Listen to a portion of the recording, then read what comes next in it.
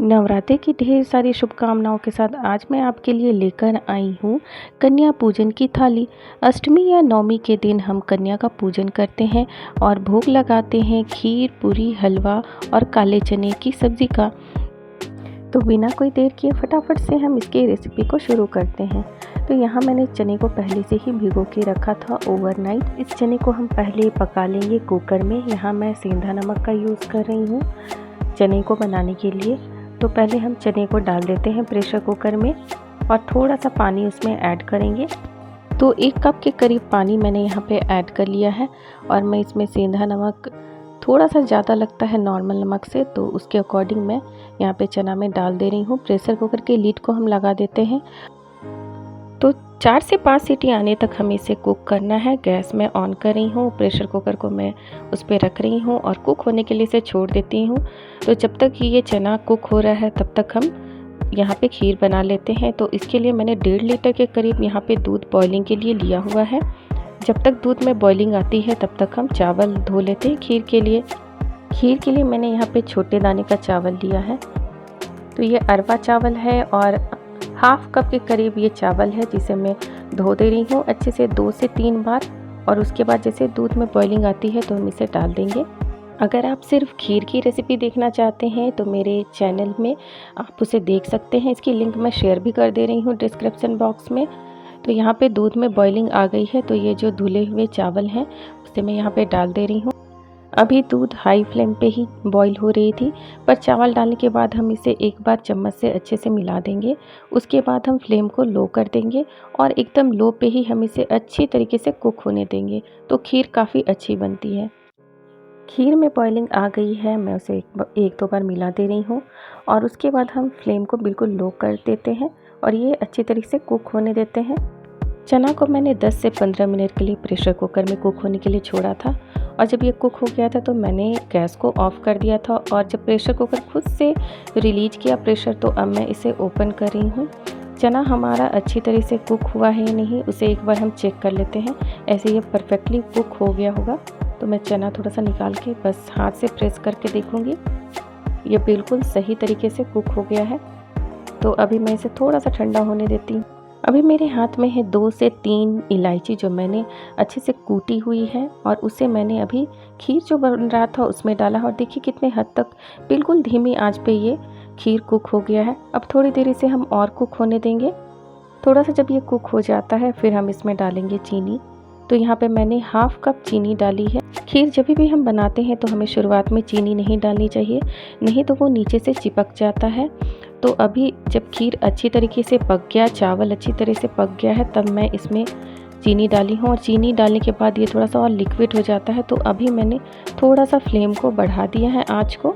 तो अभी मैं थोड़ा सा आँच बढ़ा के और कंटिन्यूस इसे चला रही हूँ ताकि ये थोड़ा थिक भी हो जाए। तो इस तरीके से हम चलाते रहेंगे और चीनी डालने के बाद हमें इसे छोड़ना नहीं रहता है, इसको बीच बीच में हमें चलाते रहना होता है। तो खीर हमारा तैयार हो गया है। देखिए इसकी कंसिस्टेंसी, तो थोड़ा सा ऐसा ही लिक्विड हम इसे छोड़ेंगे ताकि जब हम कुछ देर बाद इसे यूज करें तो ये थोड़ी सी और गाढ़ी हो जाती है। तो खीर भी हमारा रेडी हो गया है। अब हम बनाते हैं चना। चना बनाने के लिए यहाँ पे मैंने कढ़ाई में थोड़ा सा वेजिटेबल ऑयल डाला है। आप यहाँ पे चाहें तो उसके बदले घी भी डाल सकते हैं। थोड़ा सा जीरा मैंने डाला है और 2 लाल मिर्च डाली है, तोड़कर नहीं डाली है क्योंकि ये बच्चों को भी खाना है। और यहाँ पे थोड़ा सा अदरक मैंने घिस के वो डाला है। यहाँ पे कन्या पूजन के लिए जो हम चना बनाते हैं वो बिना प्याज लहसुन की बनती है। तो यहाँ पे मैंने थोड़ा सा अदरक डाला है और तेज पत्ता डाल दिया है। अब हम इसे हल्का सा फ्राई करेंगे। तो थोड़ा सा फ्राई करने के बाद फिर हम इसमें डालेंगे टमाटर। यहाँ पे मैंने 2 बड़े साइज़ के टमाटर अच्छे से धो लिए और काट कर इसमें डाली हूँ। अब इसे हमें थोड़ा अच्छे से फ्राई करना है और इसे हम तब तक फ्राई करेंगे ये जब तक कि बिल्कुल सॉफ्ट नहीं हो जाता। तो मीडियम फ्लेम पे ही मैं इसे फ्राई किए जा रही हूँ। टमाटर हमारे अच्छे से फ्राई हो गए हैं, सॉफ्ट हो गए हैं। तो अब हम इसमें सूखे मसाले डालेंगे। तो थोड़ी सी हल्दी मैं सबसे पहले यहाँ पे डाल रही हूँ और थोड़ा सा धनिया पाउडर इसमें जाएगा। तो 1 चम्मच के करीब धनिया पाउडर और 1 चम्मच के करीब यहाँ पे मैं जीरा पाउडर डाल रही हूँ। अब इसे डाल के हम अच्छे से मिला लेंगे, थोड़ा सा फ्राई करेंगे। ये सूखे मसाले हैं तो इन्हें हमें ज़्यादा फ्राई नहीं करना है। मीडियम फ्लेम पे 1 मिनट के करीब इसे फ्राई करने के बाद अब मैं डाल रही हूँ यहाँ पे जो चने हमने बॉईल किए थे, कुक किए थे उसे। तो जो पानी था उसे भी मैंने फेंका नहीं है, उसे भी मैंने साथ में डाल दिया है। ये जो चने बनेंगे वो ड्राई बनेंगे। तो अभी मैं मीडियम टू हाई फ्लेम पे ही इसे चलाते जा रही हूँ ताकि इसका जो पानी है वो भी ड्राई हो जाए और ये चने में अच्छी तरीके से समा जाए इसका फ्लेवर बिल्कुल। तो अभी मुझे 2 सूखे मसाले और डालने हैं। तो काली मिर्च पाउडर मैंने हाफ चम्मच डाला है इसमें और 1/4 चम्मच के करीब यहाँ पे मैं गरम मसाला पाउडर डाल रही हूँ और इसे डालकर फिर से हम इसे चलाते जाएंगे मीडियम टू हाई फ्लेम पे ही। क्योंकि चना बहुत अच्छी तरीके से कुक हो गया है और मसाले भी सारे सूखे हैं जो भी फ्राई हो चुके हैं, तो बस हमें इसे हल्का सा ड्राई करना है। अभी यहाँ पे मैं थोड़ा सा हरा धनिया काट के डाल रही हूँ। 1 से 2 मिनट के लिए मैं इसे हाई फ्लेम पे कुक करके स्विच ऑफ कर दे रही हूँ क्योंकि चना हमारा रेडी हो गया है। तो मैं अब फटाफट से पूरी के लिए आटे का डो रेडी कर ले रही हूँ। तो यहाँ मैंने आटे में गेहूँ का लिया है और इसका एक सॉफ्ट सा डो रेडी कर लिया है जिसे 10 से 15 मिनट के लिए हम रेस्ट के लिए छोड़ देते हैं। जब तक ये रेस्ट में रहता है तब तक हम बना लेते हैं सूजी का हलवा। तो सूजी का हलवा के लिए मैंने पैन को ऑलरेडी गर्म करके रखा हुआ था और उसमें 4 से 5 चम्मच के करीब मैंने यहाँ पे शुद्ध घी डाला है गाय वाला और यहाँ पे 1 कटोरी मैं सूजी डाल रही हूँ। इसे हम एकदम लो फ्लेम पे ही फ्राई करेंगे, बिल्कुल धीमी आंच पे हमें इसे आराम से फ्राई करना है और एकदम सुनहला होने तक हम इसे फ्राई करेंगे। बिल्कुल आराम से बीच बीच में हम इसे चलाते जाएंगे। सूजी के हलवा की रेसिपी भी मेरे चैनल पर अवेलेबल है और उस रेसिपी की लिंक मैं डिस्क्रिप्शन बॉक्स में दे रही हूँ, तो अगर आप उसे सेपरेटली देखना चाहें तो देख सकते हैं। तो यहाँ पे मैं धीमी धीमी आंच पे सूजी को फ्राई कर ले रही हूँ सुनहले होने तक। सूजी हमारा फ्राई हो गया है और बहुत अच्छी सी खुशबू भी आ रही है इसकी। तो अब हम इसमें डालेंगे पानी। तो इतना पानी डालना है जिसमें सूजी अच्छी तरीके से डूब जाए, मतलब 2 से ढाई कप के करीब हमें यहाँ पे पानी डालना है सूजी में।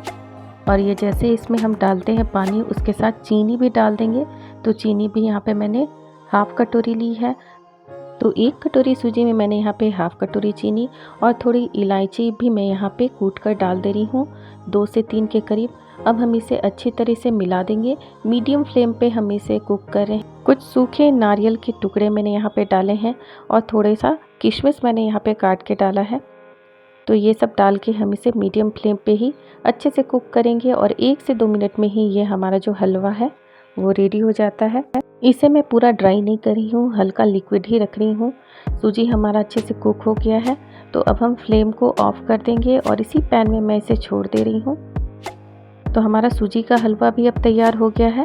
अब हमें बनानी है बस गर्मा गर्म पूरियाँ, फिर हमारा कन्या पूजन का थाली बिल्कुल तैयार हो जाएगा। तो 10 से 15 मिनट हो गए हैं आटा को रेस्ट में छोड़े हुए। तो अब हम बनाएंगे इससे पूरियाँ। तो इसकी लोइयाँ हम बना लेते हैं, या छोटे या मीडियम साइज़ के बॉल्स जैसे भी आप पसंद करते हैं उस हिसाब से आप इसके बॉल्स बना लें। तो 2 तरीके से पूरियाँ बनाई जाती है, या तो आप घी या कोई भी वेजिटेबल ऑयल ले लें और उसमें आप जो बॉल्स हैं उसे डुबोकर और उसके बाद आप उसका पूरी बनाएं। तो इस तरीके से भी आप पूरी बना सकते हैं। और एक दूसरा जो मेथड है वो है, आप जो सूखा आटा रहता है, इसे हम परथन कहते हैं, उसमें आप बॉल डाल दें और उसके बाद पूरी बनाएं उसका। तो पूरियाँ यहाँ पे मैंने बेल ली हैं और तेल भी मैंने कढ़ाई में डालकर गर्म होने के लिए छोड़ दिया था। तेल गर्म हो चुका है तो अब हम उसमें पूरी डाल देंगे तलने के लिए। आराम से बहुत ध्यान से डालेंगे पूरी को तलने के लिए और अभी मीडियम टू हाई फ्लेम पे ही हम इसे तलेंगे। तो इस तरीके से थोड़ा सा प्रेस करके फिर हम उसे पलट देते हैं। तो इसी तरीके से हम दूसरा पूरी भी डाल देंगे तलने के लिए यहाँ पे साइड में, और इसी तरीके से हमें बाकी पूरी भी तल लेने हैं। और अगर आप थोड़ा क्रिस्पी करना चाहते हैं इसे तो थोड़ी देर इसे आप छोड़ दें, तो ये बहुत ही क्रिस्पी हो जाता है। यहाँ पे मैंने ऑयल में रिफाइंड यूज़ किया है, आप चाहें तो घी या अपनी पसंद का कोई भी वेजिटेबल ऑयल ले सकते हैं। पूरी हमारी क्रिस्पी हो गई है तो इसे अब हम निकाल लेते हैं। एक साइड मैंने एक पूरी को पलट दिया और ये पूरी हमारा बिल्कुल रेडी है। फुली करारी पूरी बहुत ही पसंद आती है और बहुत कम ऑयल ये लेता है। तो अपनी ज़रूरत के हिसाब से हमें पूरी तल लेनी है। तो सारे कन्या पूजन की थाली तैयार हो गई है। अब हम इसे परोसेंगे। तो एक थाली पे सबसे पहले मैं डाल रही हूँ खीर। देखिए इस तरह से थिक हो गई है ये खीर बिल्कुल। और यहाँ पे मैंने कोई भी ड्राई फ्रूट्स नहीं डाला था अभी तक, तो कुछ ड्राई फ्रूट्स मैंने काट कर रख लिए थे।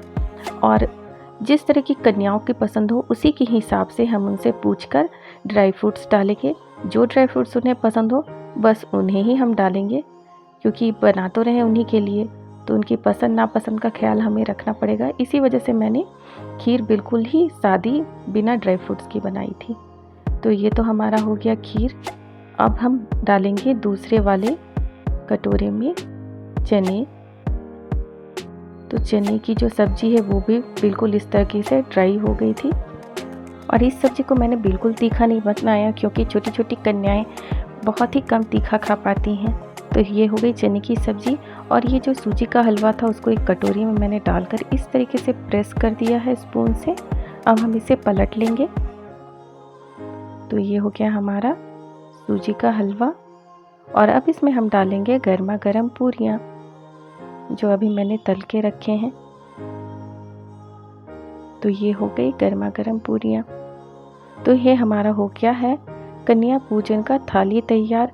छोटी छोटी कन्याओं को उनके पसंद का भोजन कराएं और माता से आशीर्वाद लें।